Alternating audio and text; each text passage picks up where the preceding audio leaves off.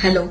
Antenatal கார்டிகோஸ்டெராய்ட்ஸ், அதாவது ஒரு பெண் கர்ப்பமா இருக்கும் பொழுதே அவங்களுக்கு ஒரு குறைப்பிரசவம் நடக்கலாம் அப்படின்னு ஒரு ஆப்ஸ்டட்ரிஷியன் கணிக்கும் பொழுது நிறைய ரீசனுக்கு, அதாவது பிபி இருக்கலாம், சுகர் இருக்கலாம், இல்ல குழந்தை ரொம்ப குட்டியா இருக்கலாம், இல்லைன்னா பனிக்கூடம் சீக்கிரமே உடஞ்சு போலாம், இந்த மாதிரி நிறைய ரீசன்ஸ்க்கு குறைப்பிரசவம் ஏற்படும் அப்படின்னு ஒரு டாக்டர் கணிக்கும் பொழுது அந்த குழந்தையுடைய நுரையீரலை இனியும் கொஞ்சம் ஃபாஸ்டா மெச்சூர் பண்ண வைக்கிறதுக்கு கொடுக்கப்படுற ஒரு மெடிசன் தான் இந்த ஆன்டிநேட்டல் ஸ்டெராய்ட் தெரப்பின்னு சொல்ற இந்த பீட்டாமெத்தசோன் அப்படின்ற மெடிகேஷன்.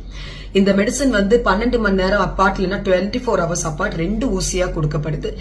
ஆனா நிறைய பேர் என்ன நினைக்கிறாங்கன்னா, இது கொடுக்கறதுனாலதான் அவங்களுக்கு குறைப்பிரசவம் வருது, இல்லைன்னா லேபர் பெயின்ஸ் வருது அப்படின்னு ரொம்ப தப்பா புரிஞ்சுக்கிறாங்க. தயவு செஞ்சு மத்தவங்க சொல்றதை இந்த விஷயத்துல நம்பாதீங்க.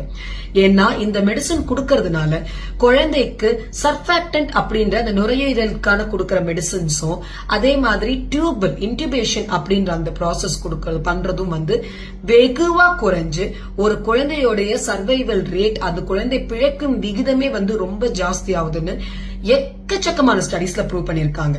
சோ தயவு செய்து உங்க டாக்டர் உங்களுடைய குழந்தைக்கு உங்க மூலமா ஸ்டெராய்ட்ஸ் கொடுக்கணும்னு சொன்னாங்கன்னா உங்களை டாக்டரை மட்டுமே நம்பி அந்த ஊசியை போட்டுக்கோங்க. அதுக்கேத்த மாதிரி உங்க குழந்தைய உங்க சுகர்ஸையும் நீங்க மானிட்டர் பண்ணிக்கோங்க. தேங்க்யூ.